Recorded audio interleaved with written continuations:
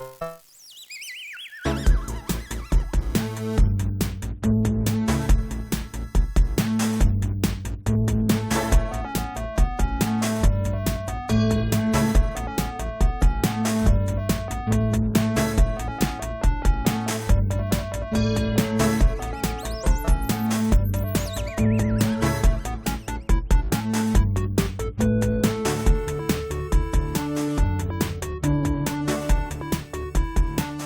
miedo nos impide volar. Es una de las ideas que maneja nuestro primer invitado en su nuevo libro. De miedos estamos aprendiendo muchísimo y a marchas forzadas en este año. Y de volar libremente, incluso cuando muchos te quieren derribar, sabe bastante el periodista, escritor y exministro con el que quiero conversar en el programa de hoy. También, en el mundo que viene, recibiremos a una fotógrafa y artista plástica que ha hecho de la arqueología y la investigación herramientas fundamentales para reconstruir la imagen que tenemos de nuestro pasado. Y nos acercaremos a las salas de conciertos, unos espacios ahora cerrados y vacíos que buscan la forma de reinventarse para seguir siendo eje fundamental de la escena musical canaria. Es hora de conversar, hora de adentrarnos en el mundo que viene. Packages come today? Where'd all this come from? The library. The library? You've never set foot in a library. You're only 4 years old. 6.5. You're 4. 6.5. Get up. Get up. Get out here. Give me that book. Hola Máximo, ¿qué tal? Muy bien, feliz de estar. Hombre, de estar aquí y de movernos, ¿no? Y viajar un poquito. Menos mal que el libro se mueve, menos mal que se contagia otro tipo de virus, que es el de la literatura. Sí, porque ha costado. Llegaste a pensar que este libro se quedaba, digamos que, bueno, que se movería por el mundo, pero que tú no lo verías moverse. Es que cuando llegó la pandemia era justo cuando tenía que salir este libro. Sí. Y recibí una llamada que era, bueno, se va a quedar El amor en cajas, como con el amor bastaba, que me pareció un título estupendo para una novela, El amor en cajas. Y se quedó ahí guardadito El amor en cajas hasta que ya por fin se abrieron librerías y desafortunadamente no ha habido tantas ferias del libro, no ha habido tantas presentaciones, todo ha sido muy virtual, con la distancia de los móviles, y me he quedado con esas ganas de pasearlo más. Ahora que van paseando muchas cosas de la cultura, he ido viendo como muchos artistas comentan que desde sus editoriales, sus casas de discos, lo que sea para lo que trabajan y a lo que se deben o a lo que se debe su obra, se les planteaba, oye, es muy mal momento, tienes un trabajo preparado, pero a lo mejor convendría no sacarlo. Y muchos se han revelado, dicen, es que este trabajo tiene que salir porque refleja lo que quería contar en este momento. ¿Tú te has visto en esa tesitura? Siempre escribo con una sensación de eternidad, que el libro pueda leerse en cualquier momento, que no pertenezca a un momento concreto, aunque todos los libros pertenecen a la hora de crearlos a un tiempo determinado de emociones, eso sin lugar a dudas, pero sí que lo que cuento me gusta que sea un para siempre, que no tenga que ver con la actualidad, con libros atemporales casi. Entonces ahí no he tenido yo ese problema. ¿Crees que la gente está leyendo de otra manera ahora? Creo que se lee ahora con más pausa, creo que se lee ahora con otro tempo, con otra temperatura. Incluso ahora escuchamos la música escuchando la letra, parándonos en las frases. Tu párvula boca, que siendo tan niña me enseñó a pecar.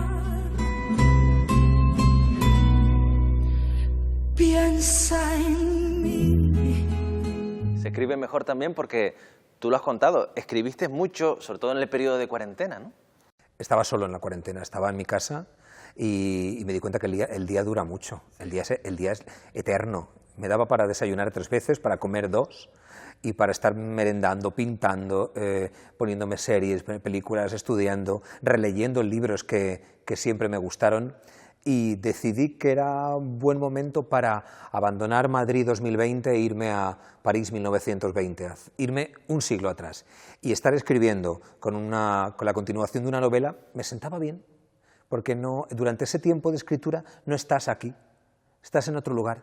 Y a mí estar en la efervescencia de los años 20, tan diferente a estos años 20, me venía bien para escribir y creo que era muy productivo. Eso sí que es evasión, ¿no? Y supongo que luego le tocará al lector evadirse también, que es a lo que uno aspira, ¿no? Muchas veces. La cultura fundamentalmente es evasión.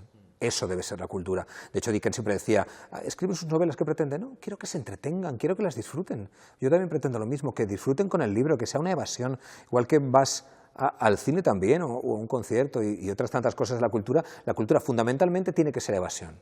Luego ya te generará otras preguntas, otras inquietudes, pero de entrada tiene que evadirte. Yo creo que cuando lo escribo a mí me sirve como evasión y cuando se lee espero que también. Creo que tú de hecho has sufrido quienes veían en ti como una representación no cultural justamente por tu defensa de la evasión y por tu trabajo en otros medios, por supuesto tu carrera en la televisión. Lo digo porque yo también estoy contigo, o sea, la cultura ante todo tiene que proporcionarnos esa alegría, ¿no? y ese llevarnos a otros sitios a través del aprendizaje. Y me da un poco de rabia a quienes a veces parece que no entienden la cultura sin una especie de halo de castigo casi, ¿no? Como que si no la estás sufriendo, no es cultura de verdad, ¿no? Eso es gente aburridísima, con un montón de prejuicios, pero no me voy a colgar una mochila de prejuicios extra, no. De hecho, en mi libro hablo precisamente de esa sensación de libertad, de sentirte bien, de sentirte más ligero. Todos los que tienen ese tipo de prejuicios, peor para ellos. Yo no voy a sumar más prejuicios. Y además suele ser gente bastante inculta, porque no han olvidado que Colette escribió y al mismo tiempo era vedette y cantaba en París, o Boris Vian, que le daba igual escribir canciones que escribir libros, que ser arquitecto. Normalmente, quien tiene una inquietud tiene varias inquietudes, no se focaliza solo en una, tiene una mirada más amplia. Has llamado a Con el amor bastaba un libro de entreguerras, ¿no? Y bueno, sabemos a qué guerras nos referimos. Está tu salida del ministerio y también el confinamiento, y ahí en medio se creó este libro, ¿no? Sí, empecé a escribir justo después de la dimisión, que salí fuera, me fui de viaje a la Provenza y entendí que aquel lugar merecía una novela.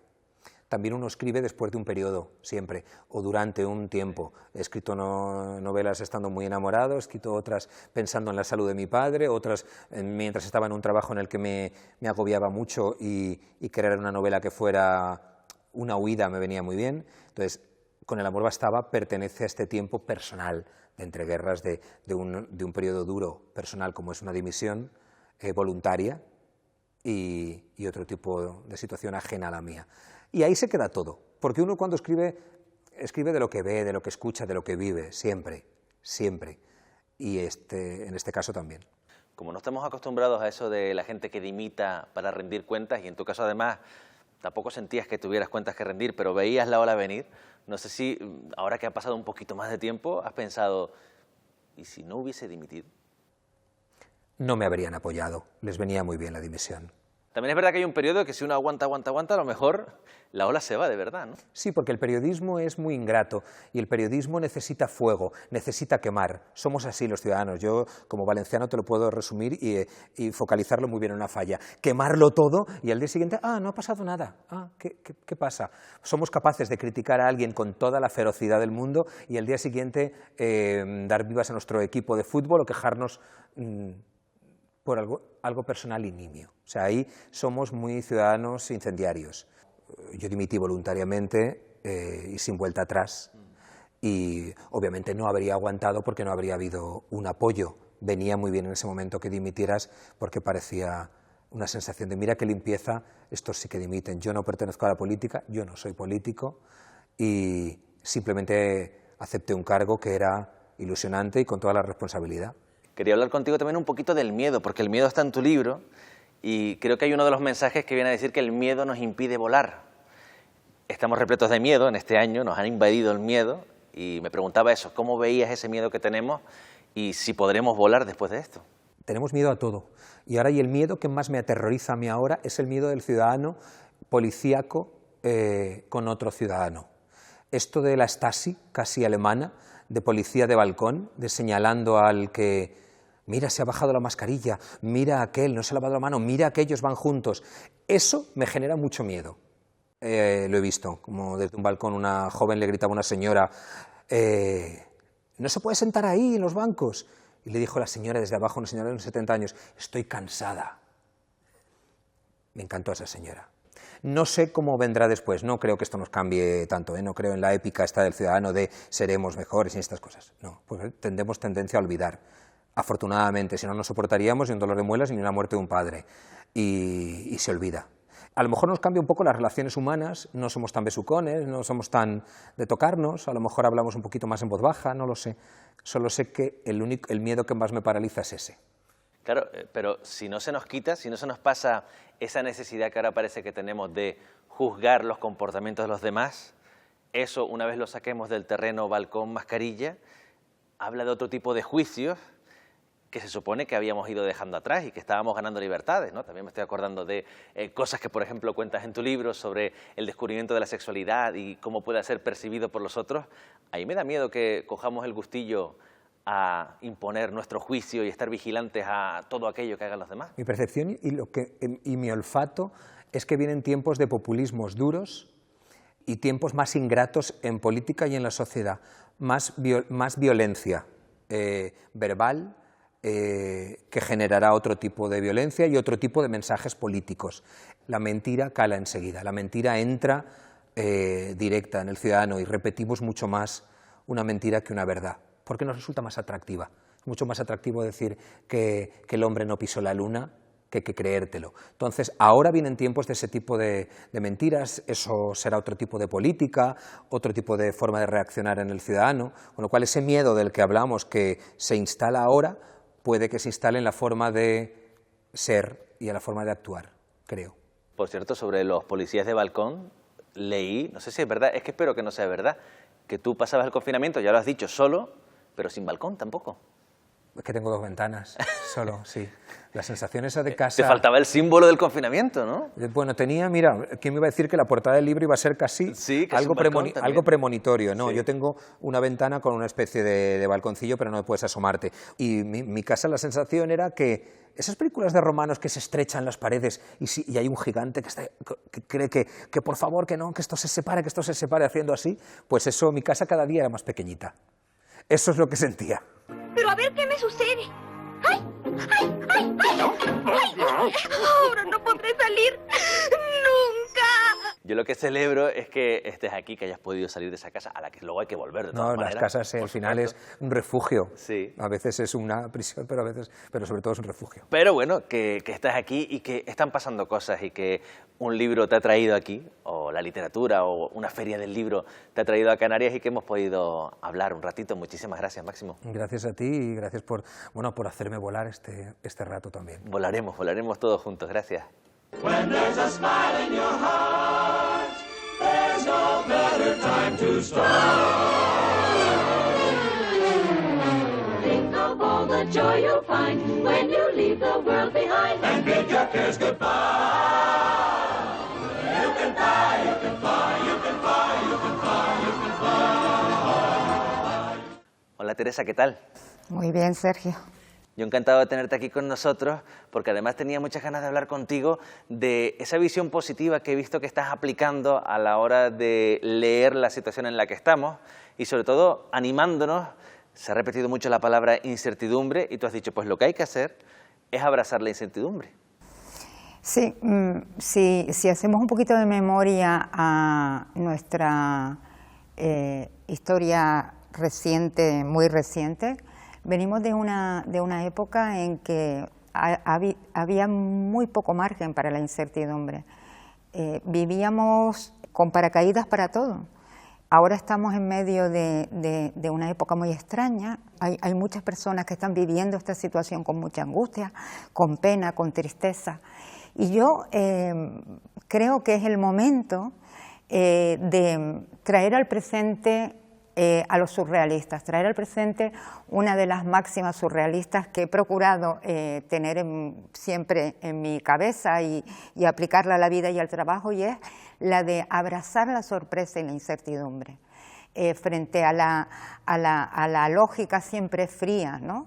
El abrazar la sorpresa y la incertidumbre creo que es un antídoto maravilloso en contra de esta angustia que estamos viviendo, ¿no? Y para los surrealistas, para Breton, era el verdadero estado de gracia, O sea, el abrazar la incertidumbre para él y para todos los surrealistas era una manera de no solo de conocer el mundo, sino de conocerse a sí mismo. André Breton, qu'est-ce que le surréalisme? Il s'agissait d'une dictée de la pensée en dehors de tout contrôle, et ceci était très important, de tout contrôle exercé par la raison et en dehors de toute préoccupation estétique ou morale. Al margen de que vivimos en tiempos de incertidumbre, otra de las cosas que se ha utilizado para definir este 2020 y todo lo que nos estamos echando a la cara era justamente eso. Es que esto es surrealista, ¿no? Se decía como algo malo, pero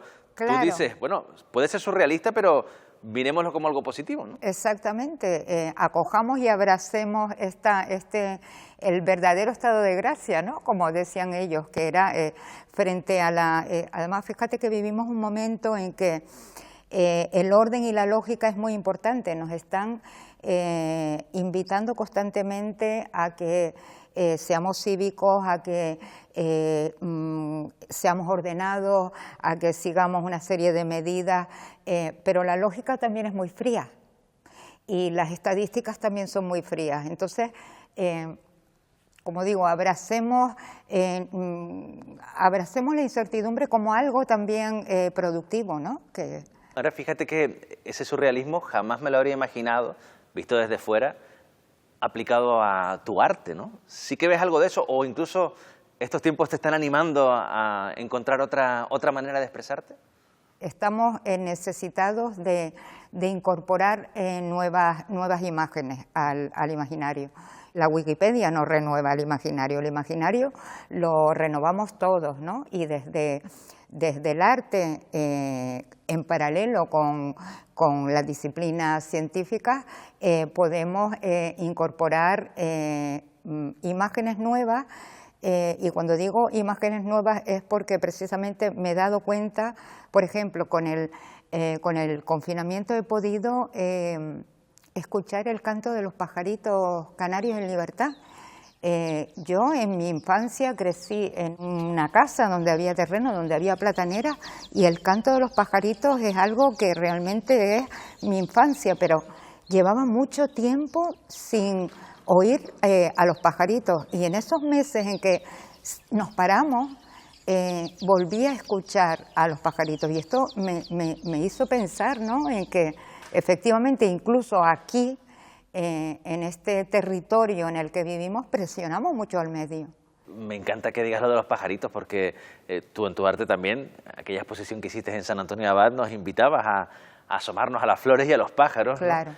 Que tú tenías que rescatar de manera artificial, y ahora estás diciendo lo que hemos vivido y ese aliviar la presión sobre nuestro medio ambiente puede devolvernos a esos pájaros que tú en aquella exposición también asociabas con tu infancia, ¿no? Claro, claro. Yo estaba con esa instalación que se llama Jardín de la Memoria, y el pajarito era el elemento, el trino del pajarito era el elemento del presente. No podemos ir nunca hacia atrás, sino desde el presente, ¿no?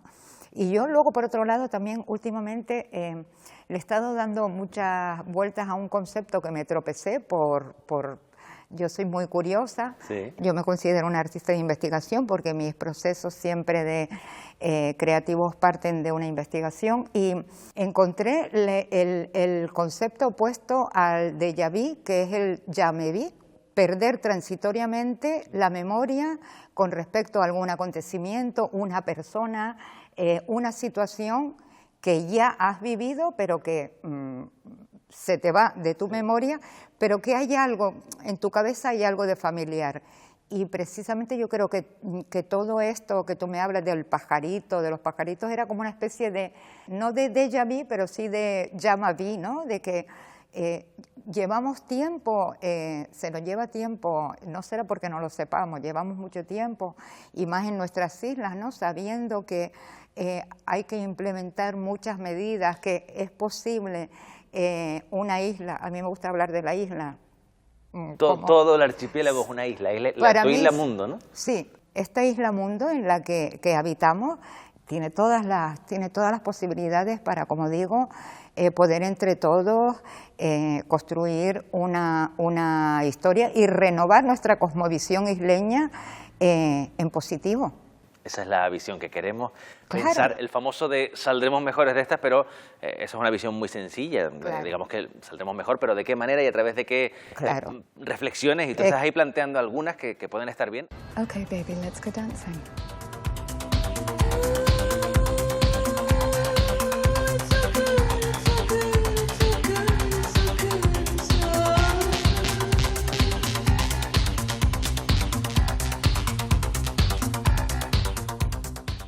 Hola Loren, ¿qué tal? Hola Sergio, muy bien, tío. Encantado de saludarte y de saludar a Fernán, que le pillo en el Aguere. Hola Fernán, ¿cómo estás? ¿Qué tal, Sergio? Encantado, bien, muy bien. Me encanta verte en ese local. No se van a abrir las puertas esta noche ni en ninguna noche de los próximos días, ¿no? Por ahora no. No, tenemos una pequeña programación ahí pendiente, pero estamos ahí todavía sopesando, sí. Y sopesando también andará Loren. Oye, Loren, he visto la trayectoria de tu local emblemático, del Paper Club, que además lo intentaron, ¿eh? No se puede decir que no lo hayan intentado. Retomaron la programación, volvieron. Cambió, por supuesto, el tema de los semáforos en las islas, cambió el tema de cómo se gestionaba nuestro ocio y tuvieron que volver a rendirse, ¿no? Pero, como digo, ahí estuvieron, ¿no? Lo intentamos de todas maneras, incluso sin ser rentable ni viable, pero queríamos estar abiertos. Estuvimos un tiempo haciendo conciertos durante julio, después del confinamiento y tal. Y bueno, llegó el momento que tuvimos que cerrar otra vez porque no nos quedó otra. Estamos ahí para intentarlo, pero está la cosa difícil. Entonces, bueno, pensando en nuevas fórmulas, en nuevos modelos de negocio, porque las salas como tal, solo, no es muy viable. Hay una iniciativa reciente, se llama El Último Concierto, y hemos visto pues fotos de muchísimas salas emblemáticas de todo el país, con la verja pues echada, con la fecha en la que comenzaron su actividad de conciertos y un interrogante, ¿no? Y preguntándose si el 2020 será su último concierto. Yo, la verdad que aquí siempre intentamos ser optimistas y yo sé que, bueno, pues nos puede estar quedando esto un poco derrotista, pero también hablamos de un sector que ha intentado levantarse y que de momento quizás pues sea el que esa reinvención la tenga un poco más compleja. Pero, Fernán, primero, ¿qué te parece la iniciativa? Y segundo, dime que en el Aguere, por ejemplo, esa verja se va a volver a levantar. Creo que sí vamos a volver a hacer conciertos, estoy totalmente seguro. Me imagino que será pues paulatino, es un estado sanitario, esto no es algo que vaya directamente con las salas de concierto, lo que hace es que evidentemente sí se ha demonizado al ocio nocturno en general.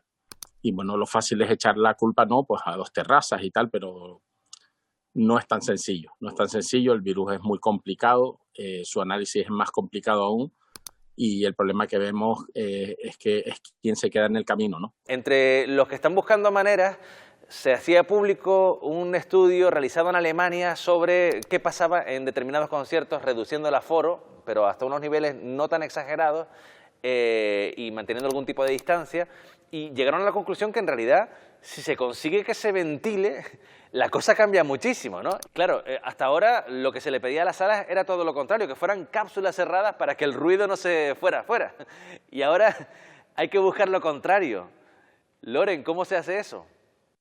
Pues, no lo sé, ojalá lo supiese, pero ahora yo creo que a corto plazo vamos a tener que hacer otro tipo de conciertos. Nosotros mismos estamos ya pensando en fórmulas de abrir un poco la mano con el tema de la restauración y que te puedas ver un concierto sentadito, tomándote algo de comer y igual saliendo de la franja nocturna también y no ser, pues salimos a un concierto, vamos de noche y todos pegados, pues, ¿no? Igual es una cosita de ver conciertos sentados y escuchar más la música, que también a veces yo, al igual que Fernando, no vamos a tirar la toalla, a nosotros nos gusta lo que hacemos, creemos que es importante, tanto a nivel musical, como decíamos, de traer propuestas de fuera como plataforma para los grupos canarios.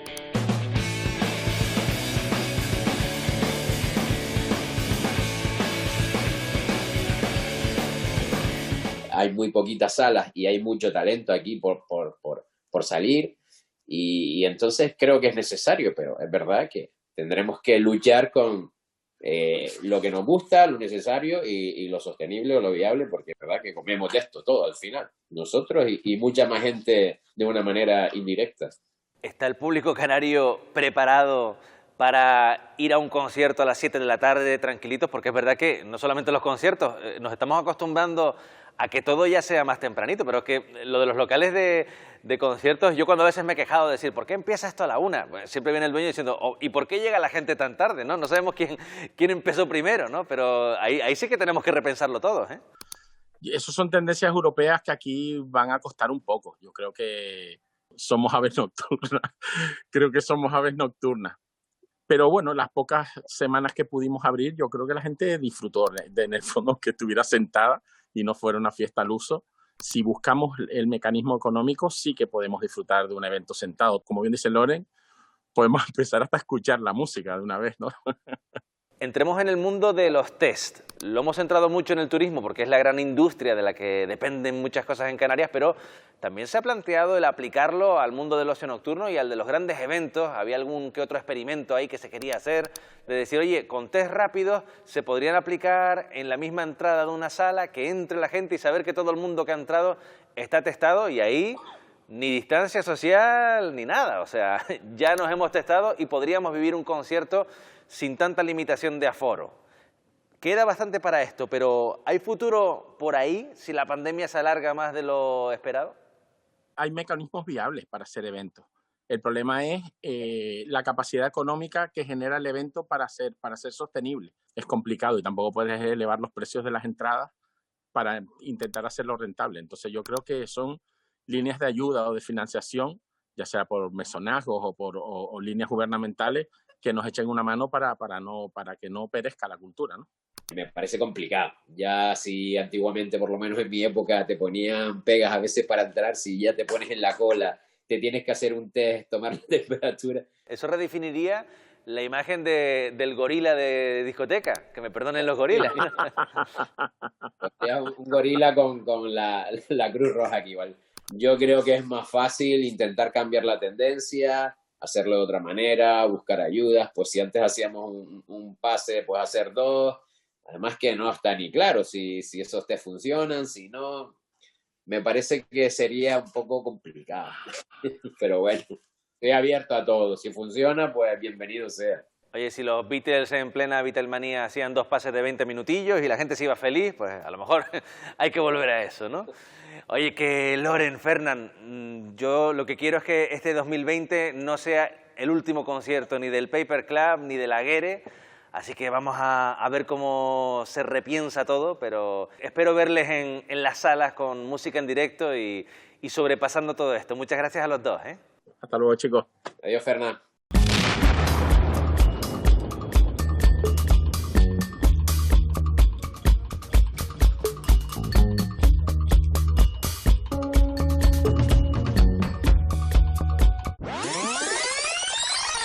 Además, Teresa, como has trabajado tanto sobre la memoria, vamos a situarnos en el futuro. ¿Qué tipo de memoria crees que nos quedará de esto? ¿Traumática o una memoria de catarsis? Claro, me lo preguntas a mí, que yo me caí en la marmita de la esperanza. Yo quisiera pensar que aún estamos a tiempo y que esto nos sirva para reflexionar los políticos que elegimos, que tomen las decisiones oportunas y que salgamos más fuertes como comunidad. Yo creo que la idea de comunidad, y más en un territorio como el nuestro, un territorio muy fragmentado, es súper importante. ¿Y cómo podemos hacer comunidad? Sintiéndonos más sujetos, activos y activas de la historia que entre todos estamos construyendo. Por eso mi obsesión con renovar el imaginario. La arqueología está avanzando mucho por la incorporación de las nuevas tecnologías. El relato fundacional de nuestra historia está cambiando a pasos agigantados porque gracias a los avances tecnológicos se ha cambiado un poquito el relato, ¿no? Y ahí estamos también los artistas, ¿no? Para ir incorporando desde el lenguaje artístico estos nuevos hallazgos que también las disciplinas científicas aportan, ¿no?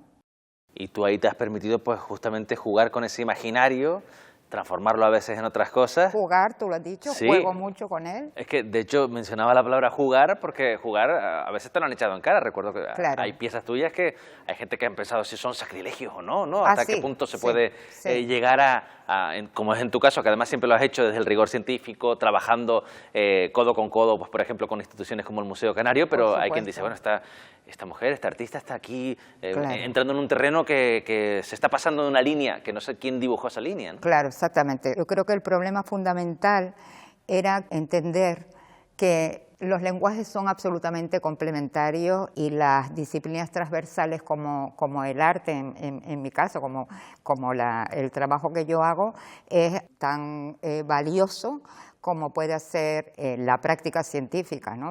Es abordar desde diferentes enfoques un mismo tema. El problema fue cuando no se ve que se puede en un museo científico exhibir una serie de objetos y en un museo de arte contemporáneo no se puede. ¿Por qué? ¿No?